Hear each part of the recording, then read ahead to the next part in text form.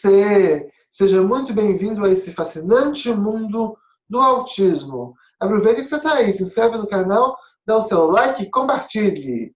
E hoje eu estou aqui novamente com essa psiquiatra maravilhosa que entende de questões da infância, da juventude e da fase adulta, doutora Kelly Robbins. Tudo bem, doutora? Olá, tudo bem? E você, Vitor? Eu estou ótimo e super feliz de poder conversar com você, porque eu assisti a uma live que você fez com a minha mãe, depois pude acompanhar a gravação de um programa, do último programa que você fez com a minha mãe, e ver assim, nossa, essa aí entende mesmo. Então, eu estou muito feliz de ter encontrado você nesse caminho, assim, que o mundo autista proporcionou. No Sim. último episódio, você havia falado com a minha mãe sobre a questão de pessoas que encontram algum sofrimento. Às vezes tem um fenômeno crescente de pessoas até que se autodiagnosticam autistas, depois elas vão ter que procurar um diagnóstico formal enfim, e dadas as circunstâncias do Brasil, isso é algo crescente, mas você falou uma coisa que eu achei sensacional, que foi o seguinte: não liste de acordo com. Não deve. Vá para o psiquiatra como uma pessoa desprovida desses rótulos, né, desses critérios diagnósticos, porque você acaba excluindo talvez o que seja os maiores sofrimentos, o sentimento, o que é de mais concreto para uma avaliação que pode chegar ao diagnóstico de autismo.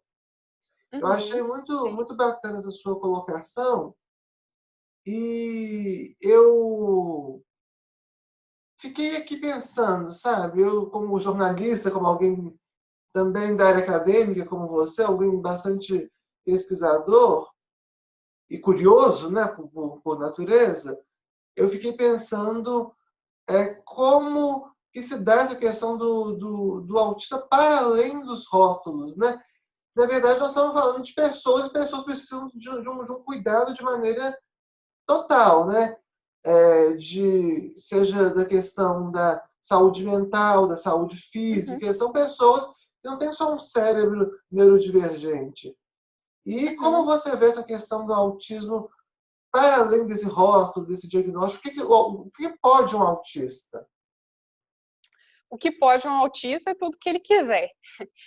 O que eu coloco, assim, eu acho que para a gente compreender o autismo como talvez o espectro autista encostando no espectro neurotípico, exige um nível de compreensão sem preconceito em um nível muito alto. O que eu quero dizer? Eu quero dizer que o sofrimento de uma pessoa que tem o diagnóstico de autismo e uma pessoa que é neurotípica, diante de diversas situações na vida, pode ser o mesmo. Ou as dificuldades ou os conflitos ao longo da vida, na vida adulta, são muito parecidos. A ponto de, uma coisa que eu costumo estabelecer é o seguinte: se você o diagnóstico para a pessoa com autismo, na minha opinião, é útil para ela. É útil para que ela consiga ser complacente consigo mesma, para que ela consiga entender o seu padrão de funcionamento e ajustar a sua rotina segundo esse padrão, para poder compreender as regras e tudo isso. Mas para o outro, o seu diagnóstico não necessariamente vai ser tão determinístico, principalmente se o outro tiver uma visão preconceituosa. O que eu quero dizer? Eu quero dizer que uma pessoa com autismo, ela tem colocações em relação ao mundo, porque ela tem uma capacidade cognitiva de compreensão do universo também muito boa, que muito acrescenta, a meu ver. Por isso que eu acho que a compreensão do autismo para além do diagnóstico exige uma falta de preconceito ou exige um nível de compreensão muito alto. Porque eu quero dizer se uma pessoa com autismo fizer uma observação sobre o mundo, ela vai conseguir acrescentar muito.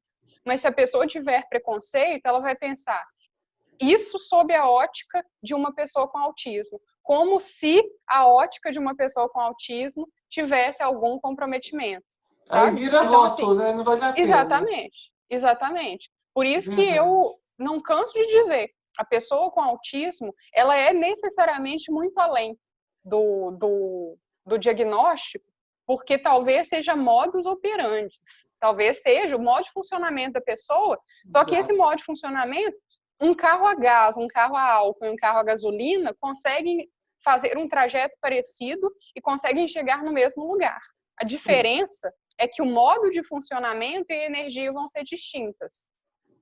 Perfeita essa sua colocação do modus operandi, da questão da energia, porque há como tratar essa questão também, né, para a pessoa, e você como psiquiatra, você faz esse tratamento, né, essa, até com medicação, enfim, que não é algo que a gente vai entrar por agora, mas você sabe que você já é nossa, né, Kelly? Então a gente vai falar mais sobre essas questões futuramente. Mas Sim. tem um ponto que a pessoa autista, ela. Peraí, deixa só eu voltar o que eu ia falar e a gente Uhum. continua, tá? Só porque eu. Aí corta essa parte na edição. Uhum. Que eu esqueci. Você falou muita coisa importante, aí eu fiquei meio. Eu me perdi um pouco.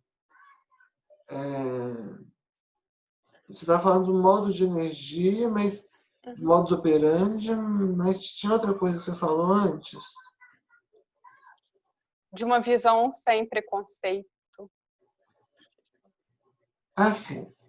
E quando a gente fala de uma visão sem preconceito, que o autismo, o diagnóstico de autismo é bom principalmente para aquela pessoa, porque não necessariamente a outra vai compreender, isso é muito Uhum. importante, porque a gente não muda as pessoas, a gente Uhum. muda o nosso comportamento, talvez, que tem um afeto na forma como as pessoas vão agir com a gente. Uhum. Sim. Mas a gente não transforma. A transformação de uma pessoa passa por ela própria, né? Claro. Uhum. Sim. Então, o diagnóstico de autismo, então achei bastante interessante essa sua pontuação, porque às vezes a gente acha que eu, por exemplo, vou usar o meu exemplo pessoal, a gente sabe que autista às vezes não gosta de falar muito de si mesmo, mas eu já superei isso há muito tempo. Mas eu chegava, quando eu tive noção do meu diagnóstico, eu tive meu diagnóstico tardio, mas cedo, assim, em termos de ter uma percepção mais aguçada, né, Uhum. sobre ele. Eu tive meu diagnóstico aos 11 anos, e quando eu fiquei sabendo aos 13, eu. E mais tarde fiquei numa dimensão do que seria a época chamada Síndrome de Asperger, Uhum. eu comentava com as pessoas, eu falava e eu percebia que se por um lado algumas pessoas iriam me entender e iriam me compreender melhor sabendo disso, outras já iam tudo que eu fizesse ser justificado na conta do autismo. Uhum. Aí Sim. não dá, aí por exemplo, eu tinha um dia que eu estava mais mal-humorado. Ah, mas você é autista, eu já ouvi de pessoas assim, você precisa tomar mais medicação e tudo. E não era o caso. As pessoas têm as relações de humor que fazem parte da vida de qualquer pessoa, né? Assim, Uhum. claro que no caso Sim. do autista tem algumas especificidades que a gente vai tratando, então achei muito bacana essa sua pontuação. Uhum. É, E quando a gente fala, a gente recentemente teve uma entrevista no canal com um autista adulto que mora nos Estados Unidos, o Igor Pereira, e Uhum. ele fala das possibilidades do cérebro neurodivergente. Então, para Uhum. fechar aqui, eu queria que você falasse, já que esse modus operandi é diferente, você veria alguma maneira de esse modus operandi não estou falando que alguém é melhor ou que é pior, porque, como você falou, os dois vão Uhum. chegar no mesmo lugar. Mas de como Uhum. esse modo operante pode ser ter esse suporte social, esse suporte médico, para garantir uma Uhum. maior qualidade de vida para a pessoa e, consequentemente, a pessoa poder ser mais feliz, em primeiro lugar, Uhum. e contribuir positivamente à sociedade, né? Também. Uhum. A meu ver, o tratamento, ele beneficia uma pessoa com autismo na medida que ele é capaz de levar a um autoconhecimento, autocompreensão, autocompaixão e autocomplacência. O que eu quero dizer? Eu quero dizer que se cada um funciona direito, por que uma pessoa que tem o diagnóstico, ela também não pode funcionar muito bem, ser feliz do seu jeito, Exato. sabe? Então, é o se permitir no sentido, assim, de você pode, você não é errado, você não está fora da linha da normalidade, entre aspas, se essa linha é tão importante assim, ou se é que ela existe, se você tem estereotipia, se você tem hipersensibilidade sensorial, se te incomoda barulho, e por aí vai, sabe? E aí eu acho que se permitir também ter o diagnóstico é útil, porque a partir disso você cria estratégias adaptativas. Se você se permitir ter estereotipia, você consegue criar estratégias adaptativas para você conseguir ter sua vida tranquila, se poupar de um olhar de julgamento do outro e fazer aquilo que te deixa, às vezes, até mais tranquilo ou menos ansioso, sabe? Sim. Então, assim, a meu ver, a contribuição para o mundo, ela começa pela autocontribuição também, Sim. pelo autoconhecimento e autoaceitação. Agora, eu sou muito suspeita para dizer que, na minha opinião, o autista, ele tem muito a contribuir para o universo, porque ele consegue entender o universo de um jeito diferente.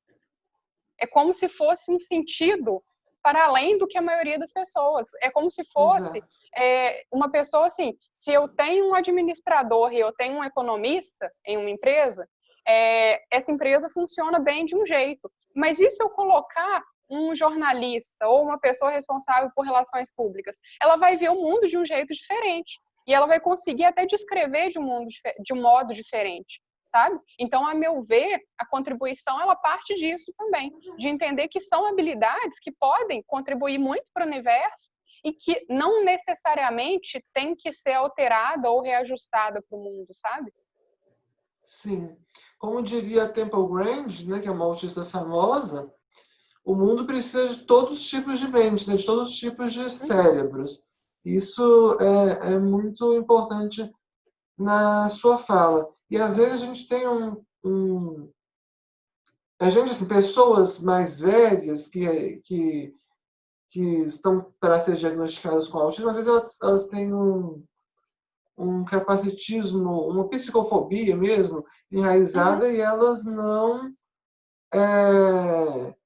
e elas não aceitam isso, mas na realidade, como você falou, a partir disso elas podem, isso é só um norte, não vai definir quem elas são, mas elas vão passar a ter estratégias mais confortáveis, porque estratégias elas já tinham para se adaptar ao mundo, mas estratégias mais confortáveis para serem quem elas são e, e alcançar tudo isso que você falou. É isso, essa riqueza do ser humano que eu descobri tanto nesse livro aqui da minha mãe, que ela já citou, que é Camaleônicos, né? Sobre a vida dos autistas adultos, que maravilhoso. É um livro que a única autista desse livro que não havia tido um diagnóstico formal, ela passou por muito sofrimento, sabe, Kelly? Por pessoas que não entendiam. Ela teve esse diagnóstico com uma expert, que é a doutora Raquel Del Monte, que a gente admira muito também, que fez uma avaliação bem criteriosa, né, no caso dela. E nesse livro Neurodivergentes também tem muitos relatos de autistas que você vê justamente isso que eu escrevi, e que a gente vê justamente isso, essa capacidade do autista perceber diferente, e que isso é essencial para a nossa evolução social, tanto na busca por acessibilidade, quanto na busca por um mundo mais diverso, porque a diversidade é a nossa riqueza, né? Então, muito obrigado, doutora Kelly, pela sua contribuição. Você foi fantástico. Como eu falei, você já é nossa, você vai voltar aqui em outras oportunidades. Ou vocês são meus já. Eu fico super feliz. Fico muito feliz pelo convite e para mim é um grande prazer participar desse mundo que é nosso. Isso mesmo. Muito obrigada e até a próxima. Até!